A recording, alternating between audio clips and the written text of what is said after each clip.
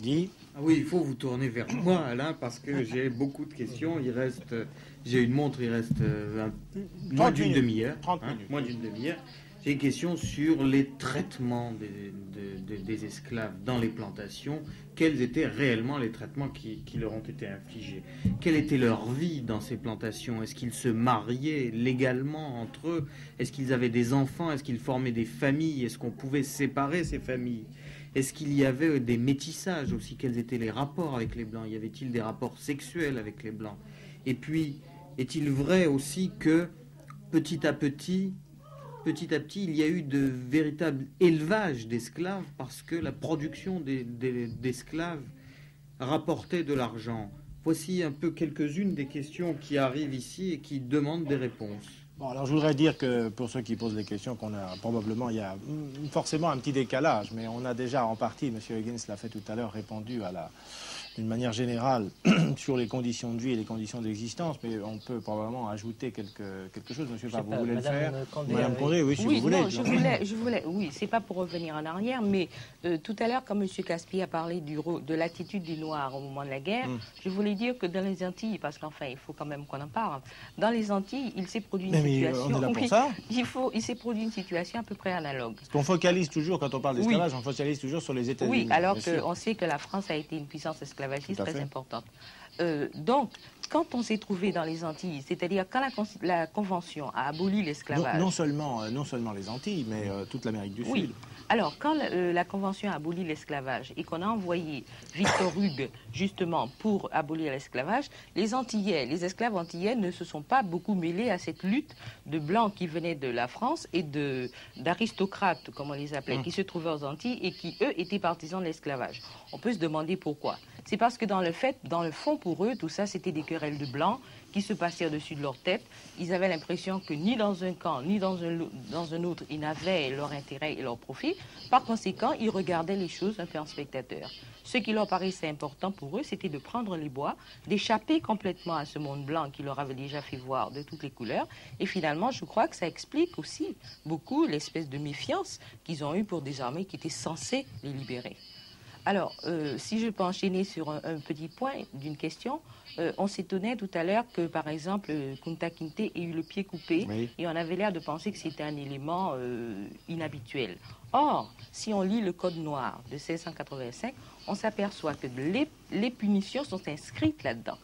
En cas de première fuite, une oreille coupée, deuxième fuite, 2 oreilles, troisième fuite, un jarret, et quatrième fuite, la mort. Par conséquent, ce n'est pas du tout un sadisme des réalisateurs. Ils se sont basés sur des punitions, des traitements qui étaient absolument réels. Et qui sont, ceux-là sont même parmi les moins choquants qu'on peut retrouver quand on fouille dans les archives. Monsieur Fabre, Madame Chaise. Non, moi je voulais seulement dire qu'on oubliait cette psychologie de couleur aussi. C'est-à-dire, en effet, comme Nathan a dit, tous les territoires des États-Unis, c'était des territoires hostiles aux Noirs. On les voyait, c'est-à-dire il n'y avait pas moyen de se cacher dans ce pays blanc. Et ça, c'était un poids sur un peuple exploité incroyable. Et en plus, il faut ajouter aussi les armes psychologiques énormes qu'il avait, l'honte d'être victime, la solitude, et tout. Cette puissance américaine de pouvoir était sur les têtes des esclaves. Et bien sûr, quand la guerre civile est arrivée, ils étaient un peu comme spectateurs parce qu'ils voyaient les Blancs se tuer entre eux.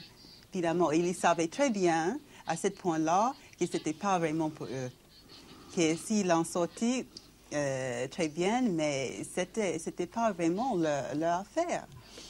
Et alors, madame, est-ce que vous pouvez nous éclairer un petit peu sur les conditions de vie, les conditions d'existence à l'intérieur de la plantation? Est-ce qu'on pouvait se marier, par exemple? Est-ce que les je esclaves croyais pouvaient que se marier? ça dépendait beaucoup des maîtres blancs. C'est-à-dire, il n'y avait pas de règles. Oui, il y avait très peu de règles. Il y avait, comme on disait, un code d'esclaves qui s'était suivi plus ou moins. Ça dépendait si le maître était chrétien, était vraiment... Il trouvait lui-même qui était bon maître, donc il laissait ses ces esclaves se mariaient, ils faisaient un règle de ne pas séparer les familles, etc. C'est dans le cas de Thomas Jefferson, par exemple, qui était considéré comme un bon maître. Il avait 300 esclaves, il n'aimait pas les vendre, il n'aimait pas séparer les familles, mais quand il avait des ennuis financiers ou quelconques, bon, ces règles tombaient dans l'eau comme tous les autres. Alors, l'autre côté, plus qu'on allait dans le sud, plus que ça a devenu dur et brutal. Donc, dans vraiment le sud de Caroline, par exemple, c'était d'une brutalité énorme. Les familles étaient séparées, les enfants étaient dans des dortoirs, les hommes dans les autres. C'est-à-dire, c'était très, très varié. En Louisiane, par exemple, les catholiques, puisque la France et l'Espagne régissaient Louisiane à l'époque, les catholiques dans nos environs portaient tous leurs esclaves à l'église, ils étaient tous baptisés, tout confirmés, ils étaient tous des bons catholiques. Ils se mariaient dans l'église aussi. Alors c'est selon la...